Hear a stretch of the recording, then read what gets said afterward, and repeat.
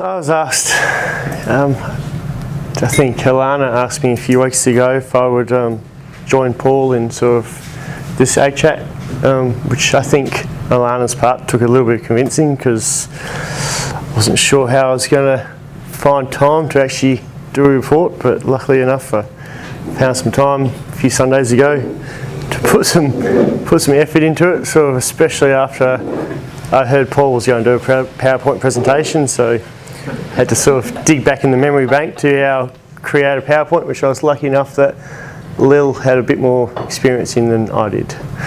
So just start with a bit of an overview of the farm. I've added just a couple of pictures in to sort of give an idea of where I come from and sort of what it's about. I'm sure everyone that's local has seen this before. This picture sort of is just to give a bit of an idea of the scale of the operation during harvest and sort of how we managed it. This was one of the few times where we actually had all the headers in the same piece. It was just purely for the photo. But generally during harvest, I broke the team down into 3 teams. There was 9 headers, but until there's one that wasn't able to participate at the moment. But we generally worked with 3 teams of 3 headers and 1 chase pin, and it was a lot easier to sort of manage the team rather than to manage an individual person. So each team had a leader.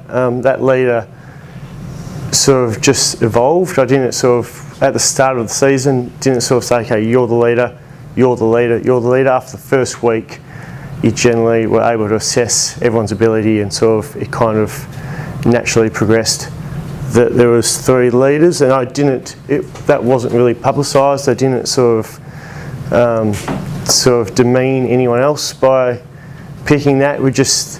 There was a team. It was very much as we sort of started a new paddock. We'd stop. The guys would jump out. We'd have a quick chat, and then they would, proceed to the task.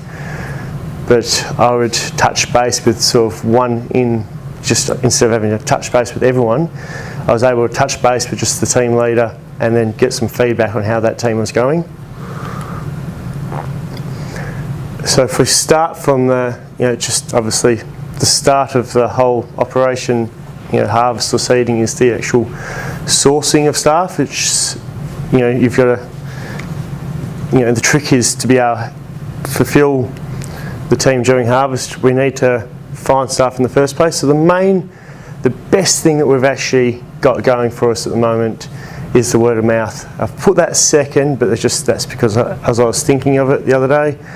But the word of mouth, so if we can create a positive experience for all the people that come and go, even if they're not coming back themselves. So we get a few repeat staff. We've also get a few new staff that come in that haven't driven a header before, aren't part of agriculture, and we sort of try and find a balance between some experience and some inexperience, because everyone that's inexperienced still needs their start. So when they go on to the next place, they've actually, someone's actually given them a start. So we put a bit of effort into giving someone a start, but the word of mouth from a positive experience flows back home to New Zealand, to England, to Europe, and they only need to talk to 1 or 2 other people, and that gets people sort of to be interested in us and coming back over here. If anyone wants a working holiday experience, to come and work for us. So the way to do that is by setting up a Facebook page and marketing our business. So it's putting on the Facebook page not just all the pros, but some of the cons as well, to show when things do go wrong, because we are just still human and things do go wrong. The beauty about the Facebook page, it's easy to communicate with overseas staff. Like, you can reply on Messenger. It doesn't matter whether you don't have to respond, overnight because of the time change. It's an easy way of communicating with potential staff overseas. It gives people that have heard from word of mouth an insight into our business. So if someone's gone back to England and said, to a mate in a pub, someone's talked in a pub in England, I'm thinking of going to Australia for a harvest. A guy says, I've worked here before, and even if it's second or third hand, he's got the ability to look up the Facebook page, get an insight into the business, decide whether he thinks that's something that he might like to do, and send a message. It also gives us access to job seeking pages that are farm specific, like the backpackers pages and stuff like that, where we did find our 2 cooks for last seeding. For harvest.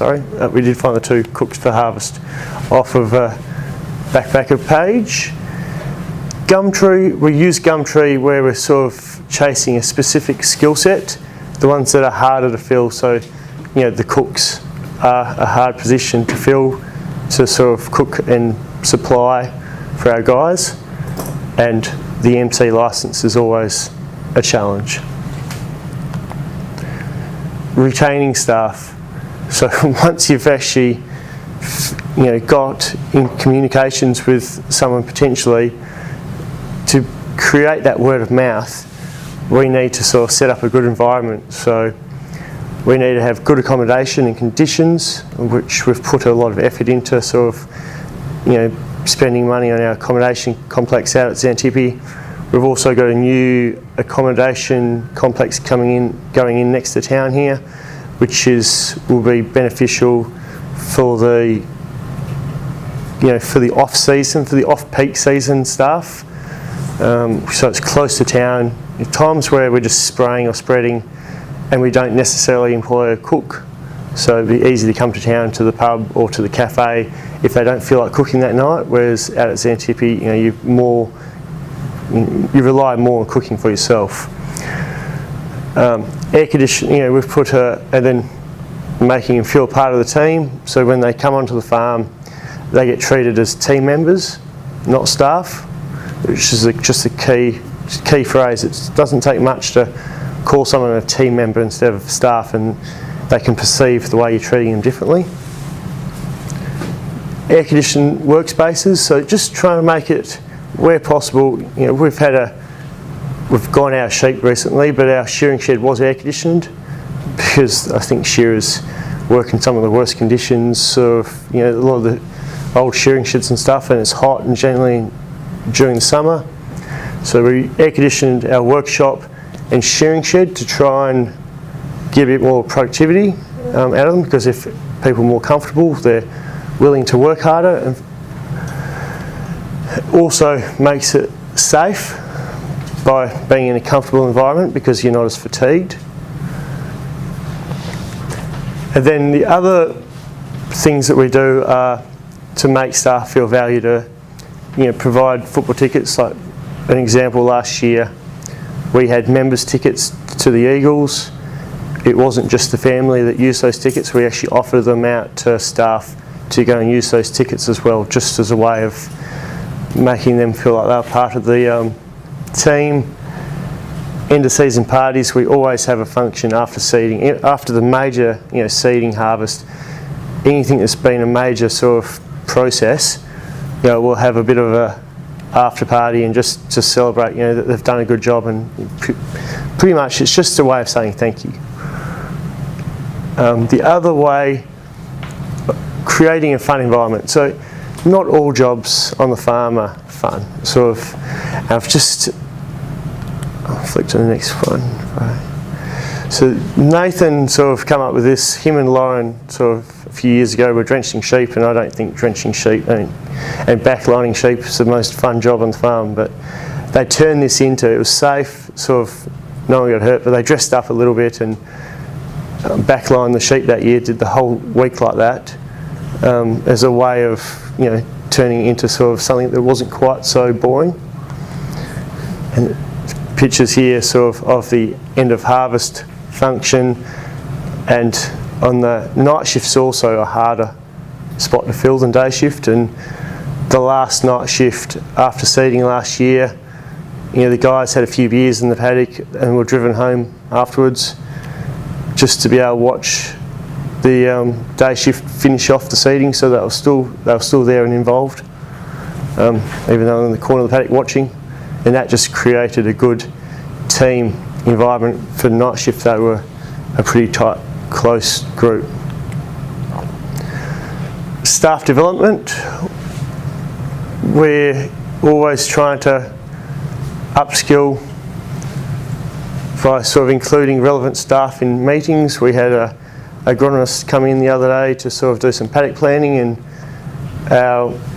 there's a guy we're training up to be our spray manager. He sat in on that day and was asked input into paddock planning. We've had people come into these days before with the Liebe Group, and there's also, we've put guys through MC licences, which is probably the main one. We've also put people through ChemCert courses and first aid courses. The MC licences we try and, always try and offer. If someone's got a HR licence and they want to come and work for us, we will put them through an MC course to upskill them to find some truck drivers. Managing staff. So when they come onto the farm, we have a few quite an elaborate, there's a code of conduct which I'll send around. Also got an employment contract, and then we've got before seeding and harvest, we actually, which you'll see in a few more slides, we get everyone into the meeting room and we have an induction before seeding and harvest so that everyone's on the same page.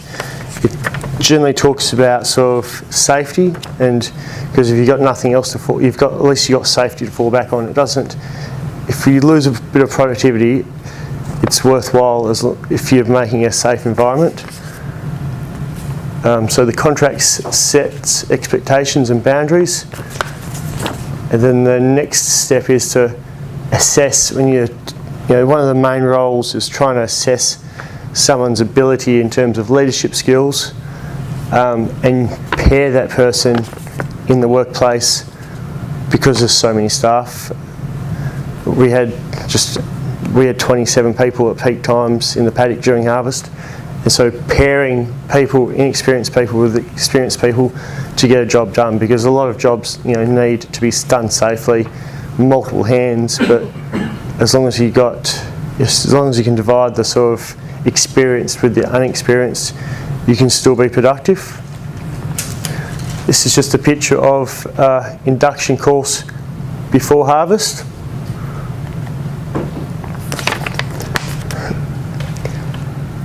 Assessing abilities and delegating accordingly. So one of them, just trying to sort of, in the workplace,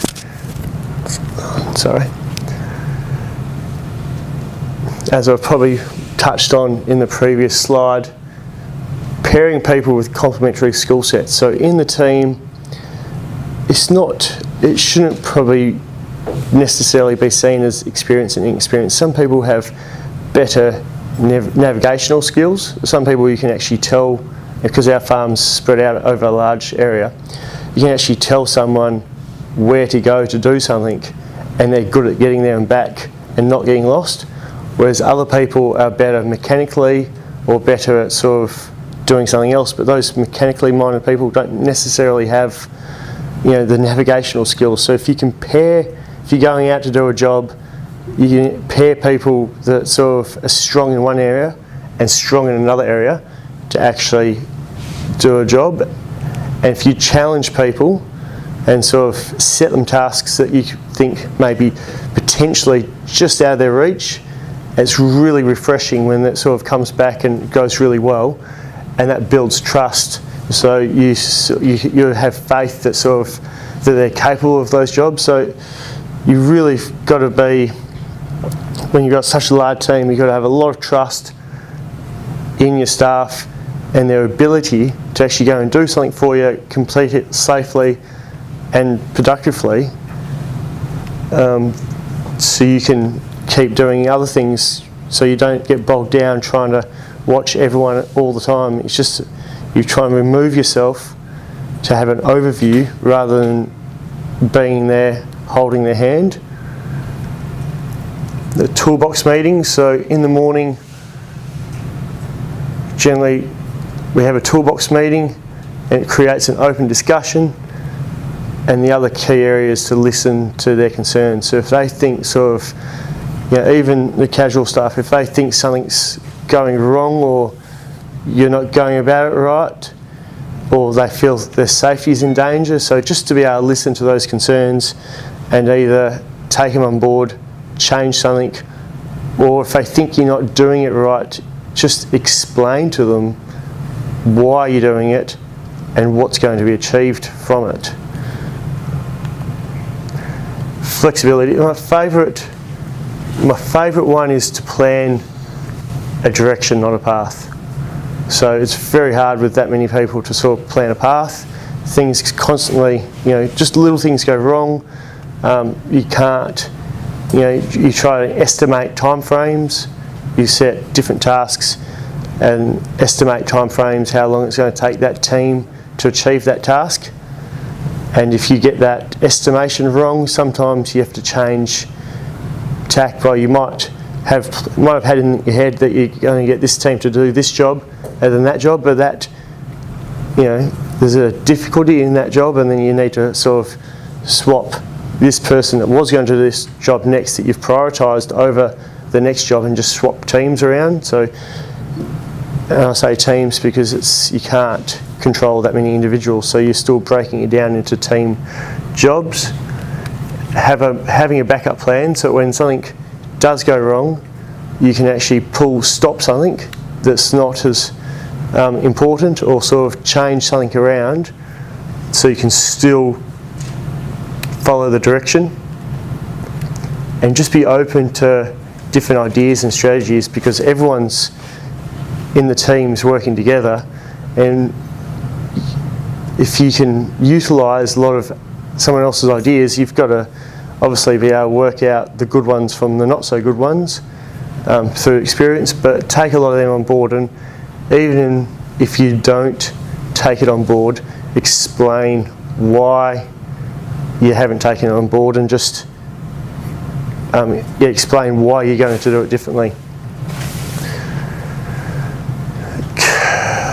Asking permanent staff for input, planning, workshop day to day, and when communicating jobs to people, a lot of it's to do with choice of wording. So there's a lot of jobs that sort of people might want to do. A lot of the times, like me personally, I'm trying to sort of push some people, I make a suggestion that I need this outcome, and then I've got you guys, I need this outcome, and kind of just oversee the plan from A to B, instead of actually telling them exactly how to go about it, unless you feel that their way that they're going to go about it is unsafe.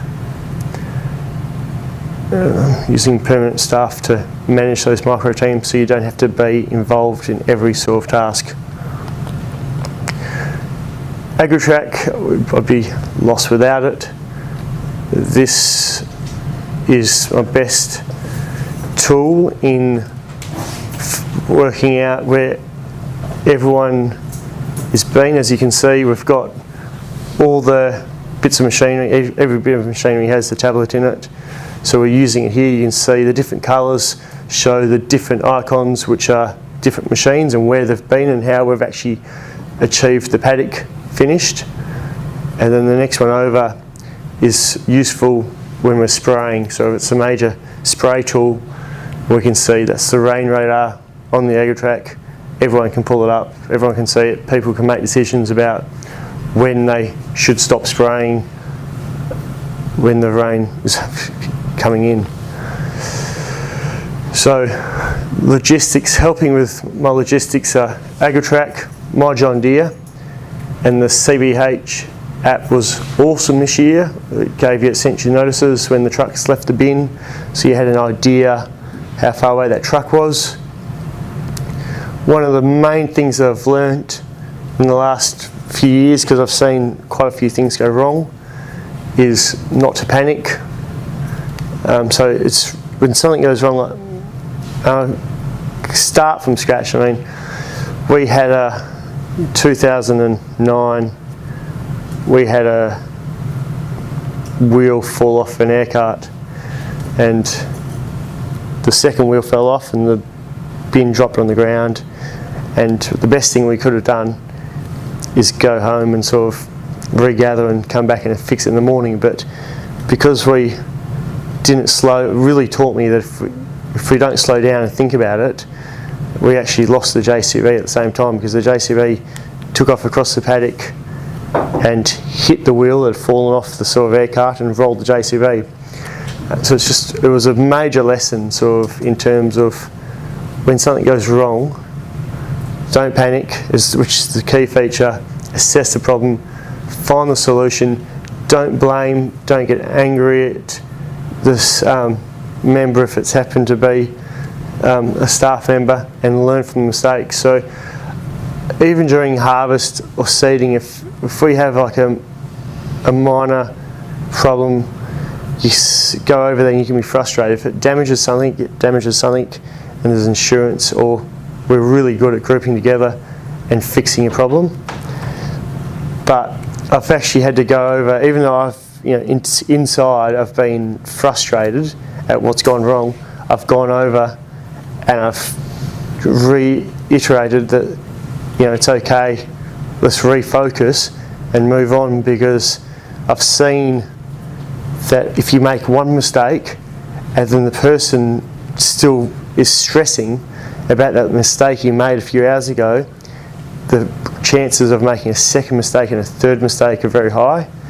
So it's really important that once we've made one mistake, to actually, okay, we've made a mistake, let's fix the problem and let's move on, and not harp on that one mistake, because otherwise someone's just sitting there in the head or tractor thinking about what they did wrong, and instead of thinking about what they're doing, they're still thinking about what they did wrong. So we need to quickly move on. Just a picture of a morning toolbox meeting in start of harvest, and this is just a bit of background for this photo. We're actually trying to pair some people up to drive the headers, because we wanted to pair the inexperienced with the experienced, and for the first day and a half of harvest, we had 2 people per machine. We didn't run a night shift, so we've got the ability to sort of put 2 people in a header, and that does 2 things.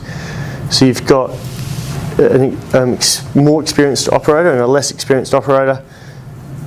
They're learning, they can bounce ideas off each other, and also when the inexperienced operator gets in there, after he's been trained, it's easier for that inexperienced, he feels more comfortable asking the silly questions to a fellow staff member than he does if I'd jump in there for a couple of hours and sort of say, this is how you do it.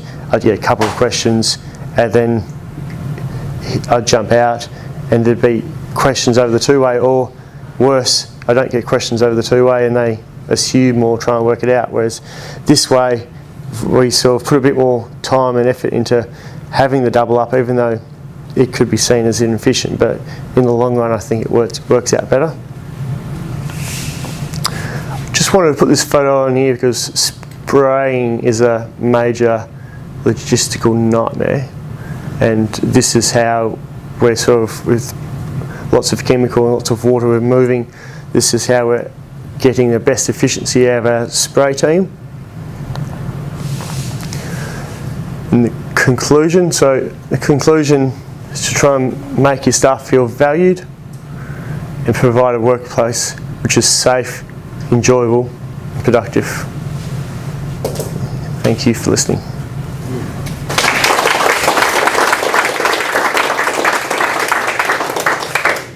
Thanks, Steve. Don't know why you were nervous. It was great. So we've got time. What? Steve, when you're trying to assess people's strengths and weaknesses, there's a few of you that do that, I guess. Do you make notes on those, or do you make... No, I don't make notes on that. So if I generally, when they first arrive, and sort of, I'm actually the one that ends up deciding who drives what and how we pair it for seeding and harvest. For the casual staff, we've got a bit of a plan before they come because Rob's read resumes and gives insight on judging by the resumes. But when they get on the ground, I would like to think one of my abilities are just to talk, put them into a few tasks in the yard before we actually even start harvest. We try and get them a few days before, a few weeks before even, and you can assess their ability from there.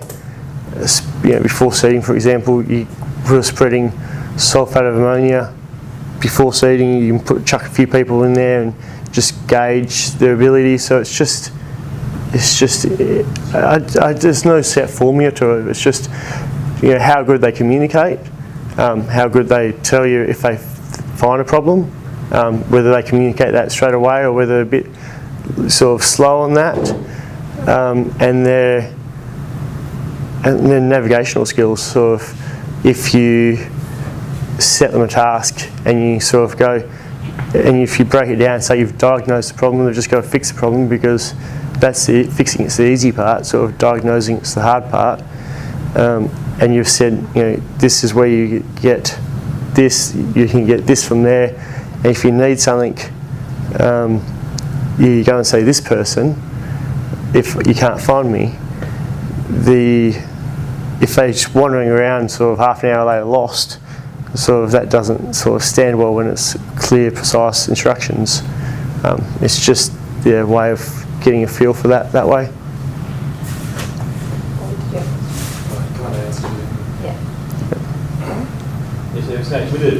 You're a diverse range of people with different experiences. Do you have a different level of pay for pretty much everyone, or is there any dramas caused by that, or is it pretty well structured? It's very challenging. Very good question. But so all the casual staff are on the same pay. I'll change that by night shift to actually a little bit more than sort of day shift, just because there's a difference there. Because if you asked 20 people, would you prefer to drive day shift or night shift, you're going to end up with sort of 16 or 17 of them saying day shift. So therefore, it's just a balance between sort of what people supply and demand. Just on that, what do you reckon the percentage extra the average farmer should pay to convince a average casual to go? Well, we're working on $1 per an hour, but that's for interpretation. That seems to be, and night shift also have, and with that sort of I work with night shift more than I work with day shift. So during harvest, sort of, I'm more, I'll let night shift, because they get broken nights. So you work for 12 and 12, but they can't always get a 12. There's always something that goes wrong where, so talking to night shift, and if we need to bring those hours forward a little bit, sort of to balance it, I talk with them and bring those hours forward, and day shift kind of end up with, what they get is what they get type thing, and night shift get that bit more flexibility. Like just personally, I allow them a bit more leeway than I do day shift when we're sort of making time plans. But yeah, apart from that, the guys that do night shift I think they do an awesome job, because it is the tougher shift.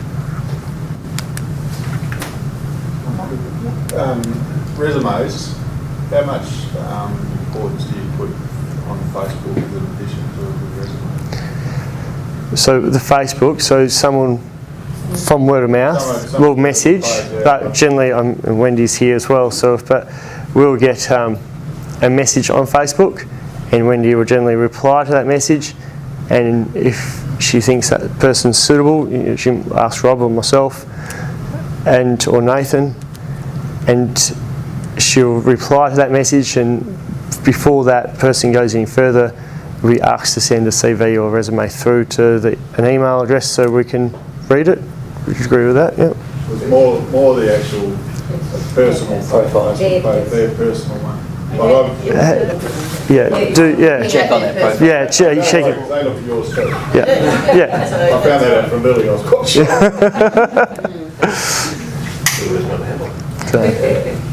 Do we have one more question?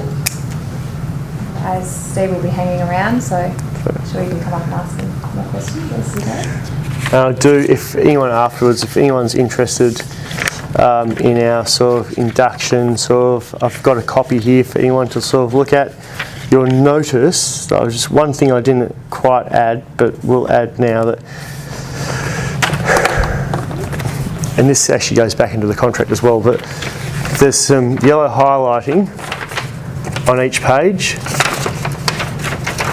Yeah, all the yellow highlighting is to do with mobile phones and vehicles, and because that is actually what we see as the highest risk thing in farming at the moment. But we don't want to take the phones off anyone. I don't want to be one of those people that make the staff put their phone in the box, because that will sort of devalue them. It will sort of make them feel a bit too much mine-like. So we, placing a lot of trust in the person to actually use their phone with respect to the machines.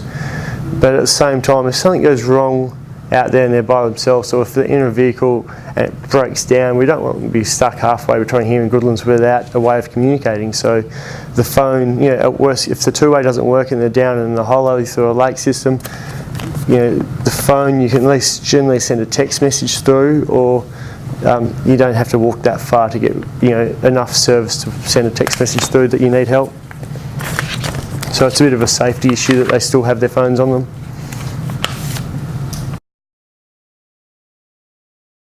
This is about culture in the workplace. A bit of to give the whole discussion some context, I guess. It's just a bit of a story about our business. It's been there since 1906. The farm at the moment is 11,300 hectares of crop, and we own about 4,000 of that, and the rest is owned by Overseas Super Fund. We also operate a 5,000 head feedlot, which markets our beef under the Sterling Ranges brand, Woolworths, and some custom feeding. So we employ between 8 to 14 people during the year. So I took over the management of the business in about 1990 from my father. We were about 1,500 hectares of crop, 3,000 sheep and 400 cow herd. Growth was organically, which is pretty slow when you're in a hurry, and I guess by organic I mean that is buying property and kitting it up and then doing it again. In 2008, I did an advanced diploma in business management through the Ballarat University. It was a great course. It's basically a 3-year program that you actually had to apply, and you had to, 1 year was taking care of the fact that you actually ran a business, and then the other 2 years they crammed into one. So we did a 3-year course in 1 year. And basically there's about 15 in the room, mature age students, and we went to Perth once a fortnight to do that. So my project while I did uni at that course was outside investment in agriculture. And I said we needed a physical model, and it was to have a farming unit of 10 to 15,000 acres per unit, which is one air seeder, a boom spray, a header and a labour unit, and it had to be within 70 k's of home. And the mental model I made myself was I put it all in piece. I can remember it was to be organised and keep in mind that we needed to understand people, planning, processes, production and profit.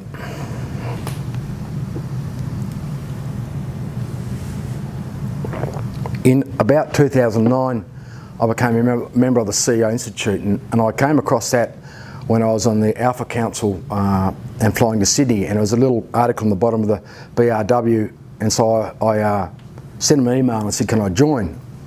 And after about 6 weeks I didn't hear a thing. I thought, well, obviously as a farmer I don't quite meet the criteria. So I rang them up and he said, no, you're in. We're just waiting for other people to join, to make a group of us. So we get together monthly. In fact, tomorrow morning's meeting is a CEO meeting, so I get to chat to a bunch of business people in Perth, and I think there's one other farmer there, but the good thing is that I'm actually mixing with people in business and not cockies. So I met a guy called Steve Stanley there, and Steve looks after our HR. He's the guy who started HR on our farm, and he helped me develop a set of vision and values for our business. So we ended up with a vision, and it comes in 3 statements, and it's a very good guide for decision making. The interesting thing about it was that I didn't get involved, so I left the room. So what you see is what these guys have put down on paper and taken ownership of it. Now, at first it was pretty daunting. I was kind of sweating bullets about this, and I guess this is the tough stuff, that you leave the room and they're talking about you and your business. So this is how we've done it probably 3 or 4 times in the 10 or 12 years we've been doing it, and this is the version that we're running with at the moment. And we said at AMN & Co, we are proud of the farm, our team and our product. Our farm is organised, neat and appealing. It demonstrates care and commitment by our team. It allows us to be more efficient and effective with all operations. We welcome visitors to the property and value the comments and reactions. We operate as one team, working together to achieve outstanding results. We earn respect from our workmates by always acting with trust and care. We support each other through our versatility and help wherever it is needed. We value, respect and welcome all skill sets and listen to new ideas, no matter the age or experience of any of our team. As a team, we're reliable, get the job done on time and to the best of our ability. We take no shortcuts and ask for help when needed. We try different methods and suggestions to continually innovate and improve every aspect of farming. We know that we can progress and work towards achieving the perfect operation. Together we work as a team, together we improve and innovate, together we achieve results to ensure our farm is the best. And when you see that stuff come back from your staff, that is, it's quite daunting and quite amazing that they actually think about your business as much as you do, maybe even more. So the other part of it was to get some values to it. So we've come up with 4 core values, and again, it's done by the staff. I stayed right out of it. And we've sort of tweaked it over the years, but this is the current one we're running with. So it's based on communication, work ethic and effort, teamwork and openness. Communication, we talk openly, honestly, and we listen with respect. We don't hold ideas and issues back, but share them with the team. We seek feedback and accept it as given to assist us to get better than we've ever been. Work ethic. We make the effort to improve everything we do. We can always do better, and we strive to make this happen. We do what it takes to reach our goals. Teamwork. We work together and support each other at all times. We have each other's backs and we'll be there whenever we're needed. If someone achieves success, we celebrate together. If someone needs help, we give that help without hesitation. If one of us is down, we lift them up. Openness. In order to give each other the support that great teams do and to improve constantly. We are open about issues with work or in our lives that impact on work. We're not afraid to bring issues into the open, as we know we'll be respected and supported.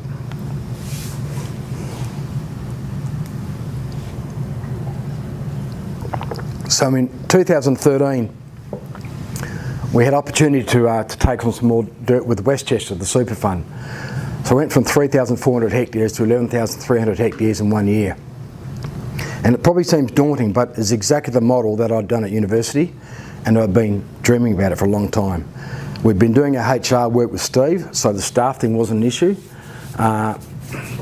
So it seemed like a big deal, but it really wasn't. And the staff was as enthusiastic as I was about the whole program. So we doubled our plant, but we more than tripled our farming size. We actually had an old set of gear that was needed updating, so we bought a new air seeder and tractor and bought the same again. So we ended up with a pigeon pair. Excuse me, Paul. What came first, the opportunity to find the land or the Westchester financing deal? Or did you go with one follow-up? I guess I'd wanted to grow, like I said, in organically it was pretty slow.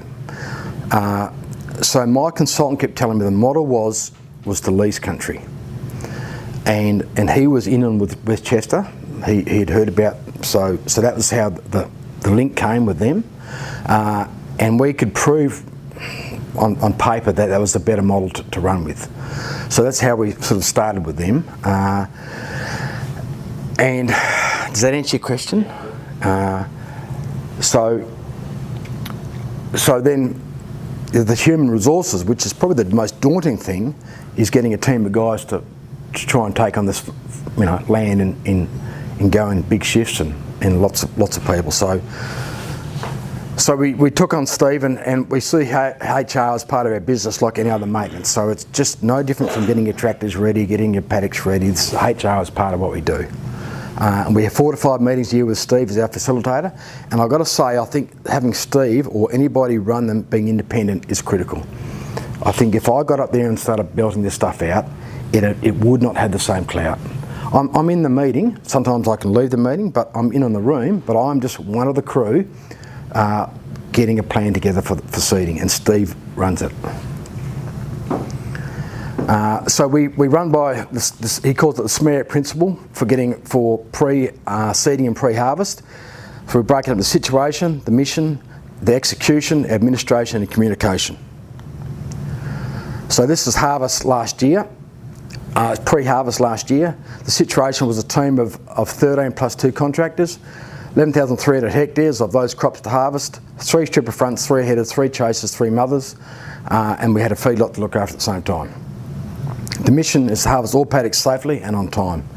Execution, we had the order of how we were going to harvest them, we had the timings of how we were going to do it, and talked about desiccation and getting ready for harvest. We talked about the shifts. So you have the service crew, you have the harvest crew, and you have the chase bin crew, and those are just initials alongside who's operating what.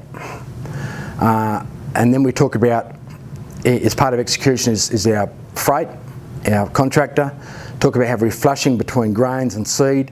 Talk about testing grains to make sure it's going to the right places. How the chase is going to operate. Safety, we have a big discussion about safety. We don't sign a piece of papers, we don't have any signatures, we talk about it and it gets whiteboarded and we go through it thoroughly. An example is up there is about headers when you start up in the morning. So it's 1, 2 to the horn for starting, and then 2 forward and 3 for back. Just some really simple basic rules. We do the same about the fire. We have our own fire brigade within. So we talk about how we deal with our fires, how we deal with the neighbour's fire, and how we deal with a community fire. So we all know the structure we're going to run with. We talk about administration, so just meals, timesheets, where the medical kits are, and there's that fire plan. Communication, we talk about how it's going to work. iPads, we use AgWorld, so that's our way of tracking things. And we have a meeting face-to-face about 2 weeks into harvest, so we see how we're going, and then we'll do a PMI mid-break, and I'll talk about PMIs in a second. So that's the same stuff you saw a second ago, that's just whiteboarded. So it's just going around the room and we talk about how we're going to do it. Everybody involved, including the feedlot people. Now this is a bit of a jobs list. I think this is post-seeding last year. So what we do is we get everybody to talk about it. What do we need to fix after seeding? So that's a list of stuff that comes up. The numbers on the right-hand side is the priority, and then the initials on the right-hand side are the people who's responsible for those jobs. We also do a wish list.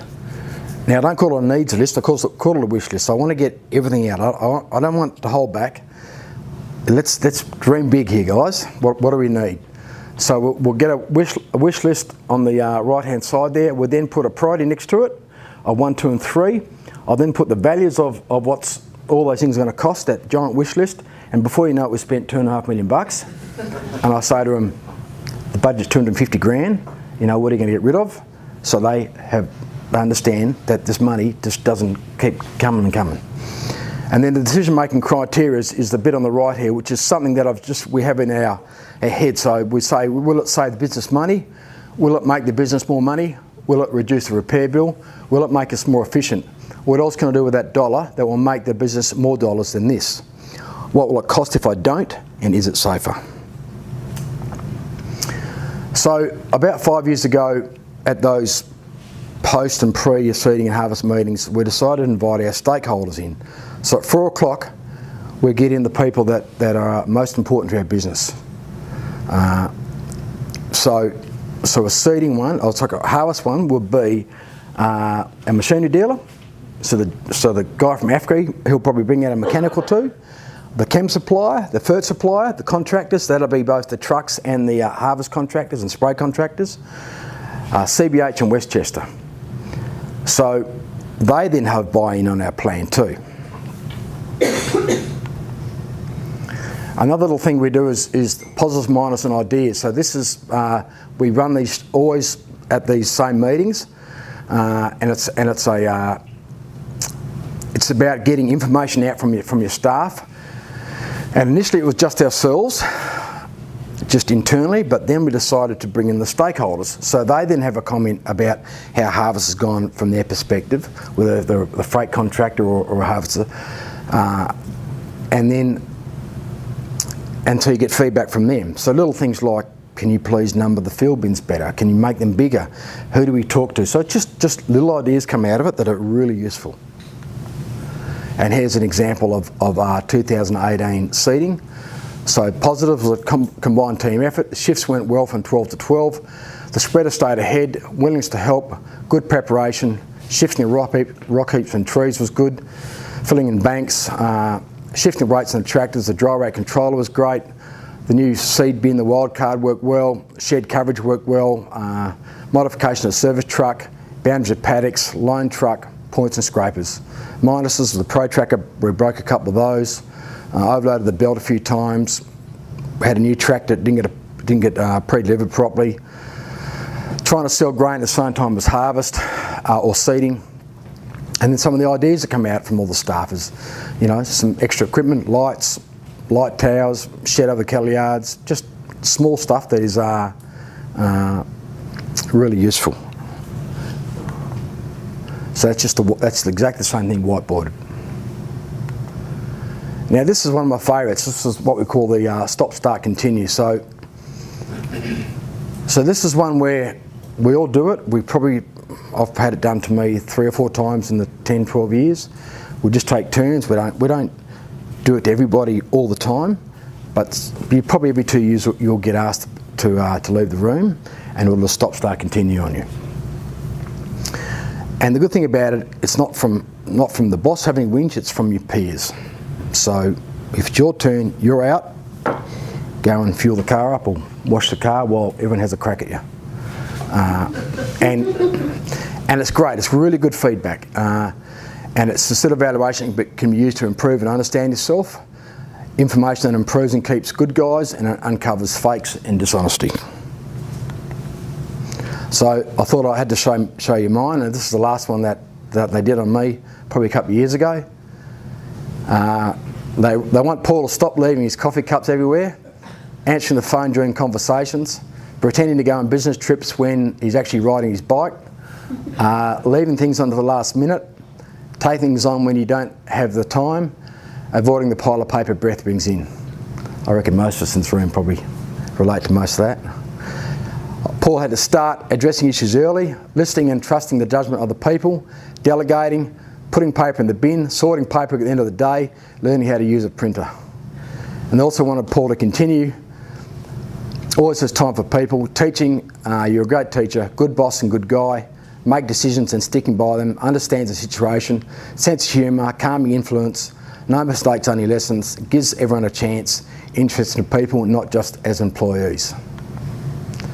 And this is something else we've been doing. This is another team one we probably do every 2 years, and it's something that we can actually put a number to how we're going. So it's all about trust. So the trust equation is basically intimacy, as in how well do you know your workmate, are they credible, and are they reliable, and then you divide it by their self-interest. So if they score really high across the top, but it's all about them, you don't want them. Because the self-interest is not about self-interest, it's about working for your team and the business. So what we do on this triangle, we go through the absence of trust, fear of conflict, lack of commitment, absence of accountability, and intention to results. So we get a piece of paper, each get a piece of paper, it's a silent vote, and you score it how you think that the business is going in each of those sections, and then you can come up with a number. Now, that was one we did only a month ago, and that was considerably better than we did 2 years ago, and Steve reckons it's the best result he's ever seen out of any business. So it's just I shouldn't say a fun way, but a really clever way of judging how you're going as a team. So I'll come up with this little snippet here. I regard myself as coach of our crew. We have players from all walks of life. Some are backs, some are forwards, some haven't played a lot of footy. The aim is to get everyone to understand the plan, to be part of the plan, to own the plan, and don't share the plan with anyone who's not on our side. We want guys who are prepared to talk, shepherd, tackle. Guys who look out for their teammates. It is a long campaign. Focus on the moment, take it quarter by quarter, win every contest, win every quarter, and you'll win the game. So in summary, I can't imagine how we could do business without HR. It's just part of who we are now. And it's important as maintenance to your equipment or to doing your financial budget with your bank manager. Our staff actually look forward to the process, and when they know Steve's coming and they see it on the whiteboard, it's a lot of fun and they really enjoy it. And we've created a situation where businesses want to be part of our business and people want to come and work for us. I'll just finish up with that. The team's not a group of people who work together. A team is a group of people who trust each other. Thank you.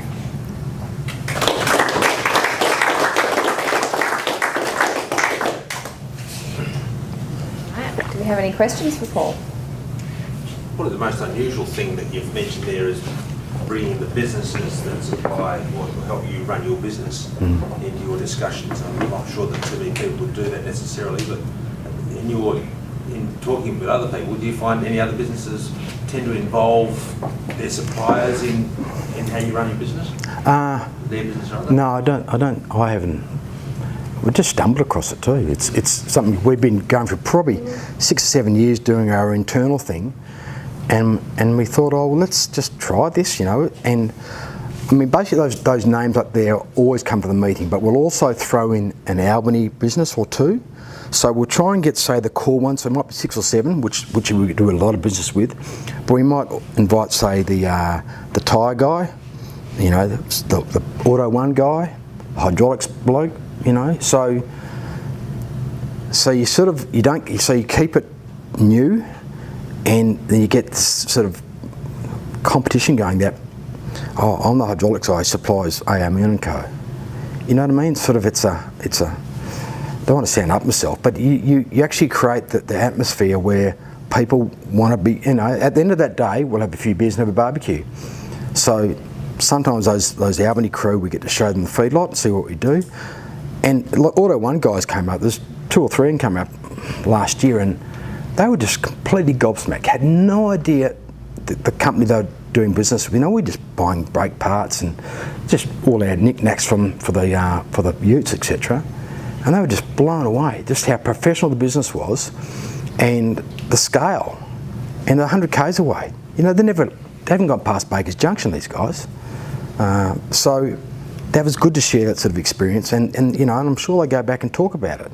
A bit like you talk with your staff, word of mouth. So we have taken it from the staff word of mouth thing to the business word of mouth. Do you see that they actually provide you a slightly better service than they might have done otherwise? I think you do, yeah. Loyalty to yeah, absolutely. I know. We're not huge, but we run 3 4-wheel drive tractors, 2 of them on air seed and 1's spreading.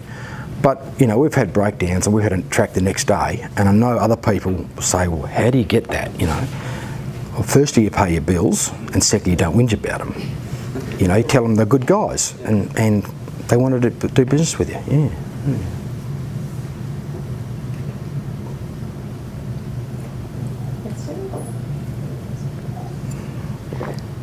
Well, do you find that you've got, like your team where you're at now, you've got like a perfect number of people you'd like to have as staff, like you said, you're at the 8 to 15 or something like that? Yep.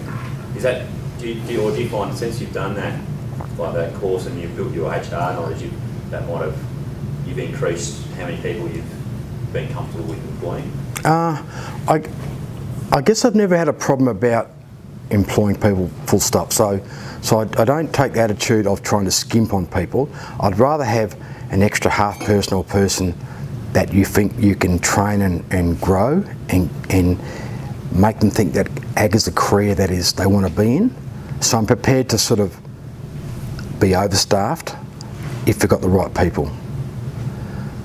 I don't see the staff thing.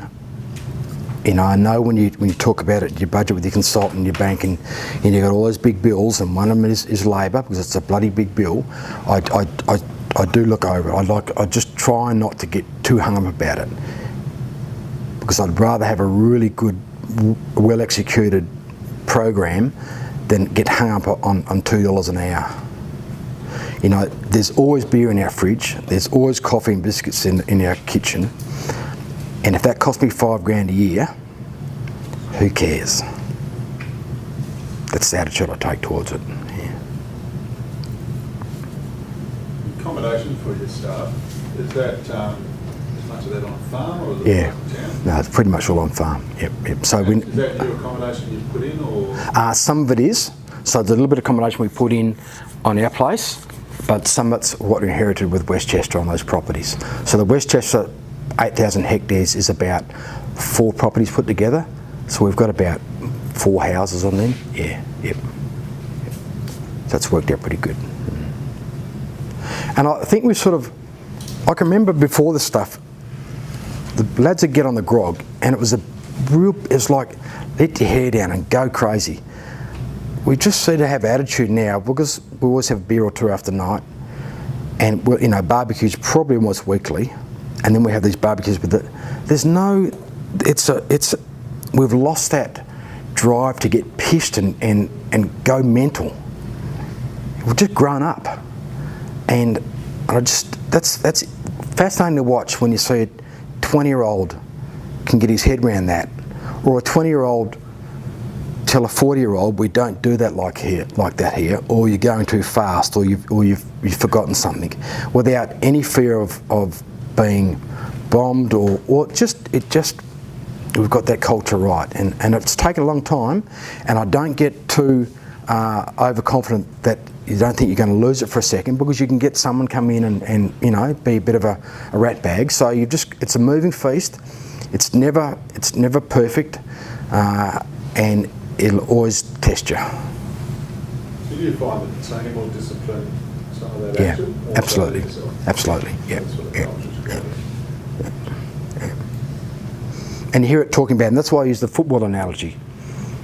You know, those really good teams actually deal with that really well internally. You know, you have a management structure, that sort of a leadership structure, if you like, that helps you through those situations. And yeah. And I get, you know, group message is how we live on our business. It's all about group message. And I talk about the phone thing, and I know the phones can be a problem, but we're all about group message. So we don't have a toolbox meeting, it's just all in the group message. Just chat all day long. So you can be a 19-year-old Irish lad out whoop spreading line for 3 weeks, haven't seen anybody, and you feel like you're connected all day long because you're seeing what's going on the farm. So if you're taking phones away from us, it just would not work. I mean, we stumbled across it because of AgWorld and the iPads, but basically the only thing I say when you turn up at our place is please have an iPhone. So working on group message. But there's so many platforms you can use for messages these days, it doesn't matter anymore, but that's what we run with here. When you first started this, how did you get your workers to be convinced, why should I be doing this airy-fairy stuff? How did you get around that? Look, I reckon we all did it back in probably the early 2000s when, you know, we were all told that we should be doing business plans and we have a 5-year plan, and we all did it. And you know, you're really proud of it, and you had the family round, and what you were going to do, it didn't matter, and when it finished you put it in the drawer, and you probably did your 5-year plan in 2 years and go, what next, sort of thing. But I think the difference about this and why I know it works is that it's not about me, it's about them, and that's the difference. That is the difference. So that we don't isolate anybody. You know, it's always about everybody, and even if you're talking about the feedlot, you know, everyone gets to see. So we get to, so the tractor crews get to see why the feedlot guys, you know, feeding the weekend, and so I think that's the difference. That's the bit that gives them ownership and empowers them to be part of the crew, and it gets rid of, you know, egos. It's just people that think about themselves. It's just, you know, sorry, you don't work here. We'd much rather an average person with a great attitude then I, you know, bloke who thinks he's a legend doesn't have a team aspect. Paul, do you have many academy staff, and how do you go about, I guess, recruiting those staff? We've got, Culture after those? it's about 5 come for seating, 5 to 6 come for seating, and I would definitely say it's word of mouth now is probably the most important thing. Social media is helpful, but no doubt that word of mouth is what starts the contact, and then, you know, we check them out and they check us out. So it's important to have a Facebook and Instagram page, I think. But word of mouth. So we're getting 2 lads a year out of Harper Adams in the UK. Got a couple of good contacts in New Zealand. Just great kids, really good kids, and local. You know, I had a young girl who was at the RRR conference in Perth the other day. Anybody hear of that conference? Yeah. Okay, there was a young girl was on the stage talking. Jodie Pengel or something, her name is. She rang us up the other day. Wants work experience through a friend of a friend, and it's like, yes, you know, we don't need her, but we're going to get her. You know, so it was more of an opportunity to give her a chance, because she came with a rap, and I thought, well, we're just going to fit you in somewhere, you know. Yeah. So word of mouth. Yeah.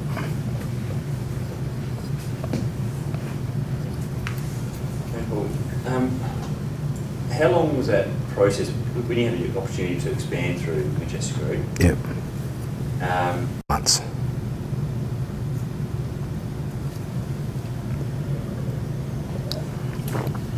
On hiring staff, what's your failure rate? How often do you have staff that you misread and you have to let them go because they don't fit in, they don't perform? I can't think of when that last happened, and I'm not saying it from my perspective. I'm saying it because I think the word of mouth gets the right people to come to us. I thought this year we had a classic example. We were spraying, we were going flat out, and we had a chemical that had been put into a bunch of barley paddocks. I can't even remember the name of the bloody stuff. Anyway, the young bloke doing the mixing said, "Oh, we've run out of chemical," and the supplier said, who's involved in our group message. He said, "No, that's impossible. You've got all the chemical." And what he'd done was he'd started spraying these barley paddocks, and instead of looking at the ag world every paddock and realised that some paddocks didn't need it, he'd put it on every taint, every mix. And you know, so the group message comes out, "Guys, we've something's gone wrong with our spraying, blah blah blah." And within 3 minutes, I got a text back on the group message. It was Joe saying, "Paul, that's me, Joe here. I fucked up. It's 100% my fault. What I've done is I didn't read the thing. I'm really sorry, I've stuffed up." And I thought, this proves this is working. There's no backhand chat. There's no blaming. It was about being open. And so, I mean, at the end of the day, maybe that chemical around this paddocks might have been a good thing. So you don't know. But it was a 30 grand mistake. But the fact that he owned up straight away meant that we could work out what the problem was. And there's no blaming. Like Stevie says, you know, get blame out of the system, because blame just hides stuff.